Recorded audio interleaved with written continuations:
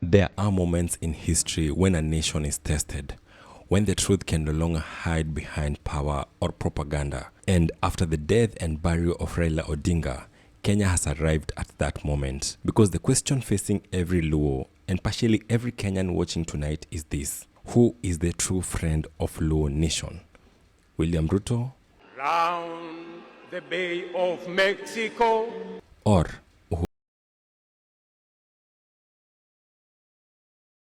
Uhuru acting from genuine loyalty? And when we are done, you will see clearly who the Luo nation should truly trust, and why 2027 will not be decided by speeches, narratives, and propaganda, but by genuine memories. If you love this kind of content, go ahead and like this video and subscribe. Now let's get to the video. Last post. When Raila Odinga was laid to rest in Bondo, everyone was present. Heads of state, leaders, ambassadors, etc. But when the cameras went off and the crowds went home, only one man stayed behind. It was not the sitting president. It was not even the people crying their eyes out on social media. It was the former president, Uhuru Kenyatta.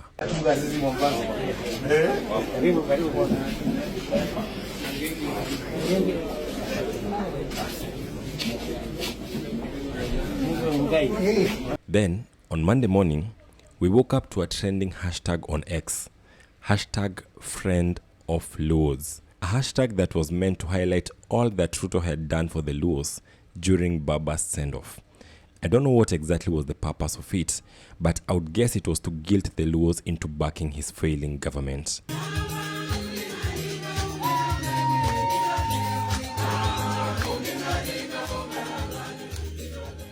Then, in the afternoon of the same day, that is Monday, a quiet video surfaced. Just Uhuru, dressed simply in green, visiting Raila's fresh grave, standing beside Mama Odinga, and saying a prayer for the departed friend. In the name of the Father, the Son, and the Holy Spirit.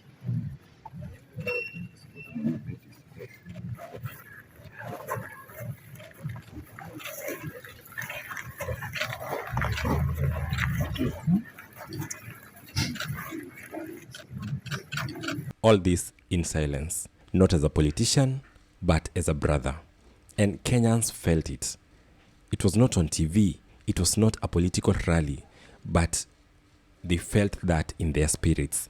Because apparently friendship is not what you declare, it is what you live. And I want to assume it is instances like this that drove Mama Ida Odinga to say these words. I want to thank specifically former President Uhuru Kenyatta.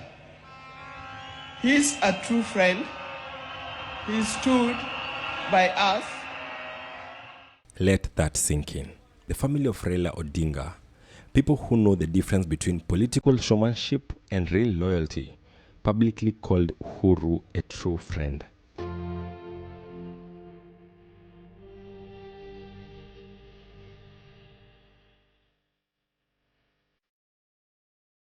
Meanwhile, President William Ruto came for the funeral, gave a powerful speech, even pretended to shed tears, then left. Within hours, his online system started pushing the hashtag friend of Luos, a hashtag created not by mourners, but by strategists, not from grief, but from strategy. I'm even in utter shock that William Ruto insisted to have a whole entire page in Raila's eulogy, where the Odinga family gives their appreciations to the supreme leader, William Ruto. Why in the world do we have Ruto's picture at the back of the eulogy? I don't get it. Someone explain to us why we have Ruto's picture at the back of that eulogy. I need to know. The eulogy was printed by Kenyan government, so there's no doubt as to why there's a ton of Ruto's presence in the eulogy. Because the simple fact is, Ruto is not trying to honor Raila. He's trying to inherit his people, to win as much sympathy as humanly possible from the Luo people. Lakini mimi nataka niwahakikishie wana ODM, kulingana na matakwa ya baba, ODM must be strong as we go to 2027, because that is the way we are going to have a strong government. Now, the truth is, the Luo people are not a community that you buy with gestures. They are a people of memory, dignity, and spiritual awareness. They remember who stood with them when Raila was detained, when his rights were violated. I was seated on the other side of the car, and I had shots. Later on, I saw these shots. We can count them. This is 1, 2, 3, 4, 5. They remember who shook Raila's hand in 2018, not for votes, but for peace. And that man was not William Ruto, obviously. It was Uhuru Kenyatta. Uhuru did not just show up when Raila died. He worked with Raila when he lived. Ruto's relationship with Raila was one of convenience. When his regime was collapsing under Gen Z pressure, when the economy was on its knees, he ran to Baba seeking political oxygen. But true friendship is not when you need someone. It is actually when they need you. The English people say a friend indeed, not a friend in need. And now that Raila is gone, the Luo nation is left in a state of deliberation, thinking about not what Ruto said at the funeral, but what he did immediately after. Because what he did is leave when Uhuru stayed. We must put in consideration the words of Miguna when he said that no matter what, Kenyans must guard against allowing tyrant, that is William Ruto, from turning Raila Odinga's death as a well to draw sympathy he does not deserve, which is exactly what he has gone ahead to do. Wengi walijaribu kuniambia ya kwamba Raila hakukuwa rais. Kwa hivyo heshima yake ishushwe chini kidogo. Mimi nikawaambia hata kama hakuwa rais, he was the people's president. Now, in Luo culture, staying with the grieving family after burial is the highest form of honor. It means my bond with you is not just in public, but it is personal. It means when the world leaves, I remain. This is the language of true brotherhood. This is the language Raila spoke for decades. Uhuru did not need to speak. His presence spoke louder than Ruto's entire machinery. And that is why across Luo Nyanza, the name Uhuru is being sung, not in shouted rallies, not shouted in rallies, sung in homes, in quiet conversations, in hearts. Because trust is not built in a day, it is revealed in a moment of truth. Lazima celebrate Uhuru Kenyatta. Uhuru Kenyatta celebrate kwa sababu ya ile urafiki alikuwa nayo genuine kati yake na Raila Amolo Odinga. Uhuru Kenyatta alikuwa genuine friend. Ruto believes that according Raila a state funeral, and by attending the funeral, he can win the Luo loyalty. But the Luo nation is not a crowd to be manipulated emotionally. They see through the performance. They understand symbolism. They can smell political hunger. The Luos know this, that Uhuru came with no conditions. But Ruto came with a mission. And that mission is simple. Absorb the Luo vote, secure his second term, and then discard them. Just like he did to the Kikuyus. Ni madharau si madharau. Siwi mtu tulimchagua. Sasa anatukana sisi. Anatuita wakabila. Ati Wakikuyu ni maraya ya pesa. This is not speculation. This is history. And history has made it very clear that the Luo nation has always voted for an ideology, not hype. And unfortunately, the sad truth is Ruto is all hype and no ideology. Some of us are very sure that even if you give Ruto 1,000 years, Kasongo will never change.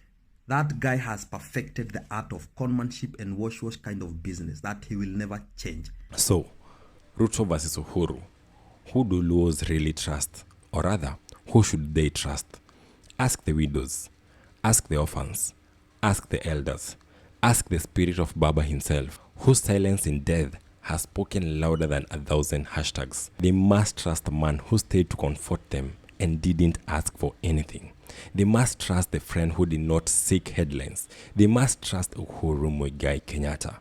And in 2027, this quiet truth will speak at the ballot.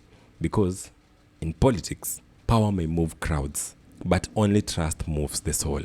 Kumbe watu wa Kenya mnapenda Uhuru Kenyatta. Nimejionea leo, especially ukiangalia majority ambao walikuwa wako pale, majority ni Wajaluo.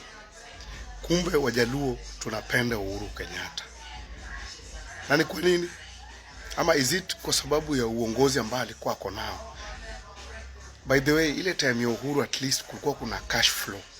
Kulikuwa kuna pesa, hata kama Kenya ilikuwa hali mbaya, lakini uongozi ilikuwa iko sawa. Okay, wacha tuzike baba, alafu wananchi mwanze kujitetea kuhusu zile bills ambazo zilipitishwa, zile ambazo zilikuwa signed wakati mzee alipass. Mtaanza kujitetea wenyewe.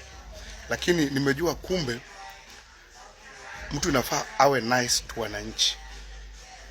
Ile upendo nimeona Uhuru Kenyatta anapendwa nayo. That is good. It is good for a president to be with the people. Asanteni sana.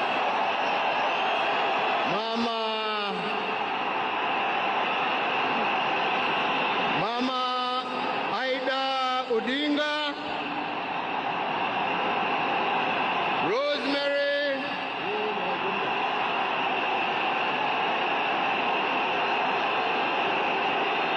Subscribe.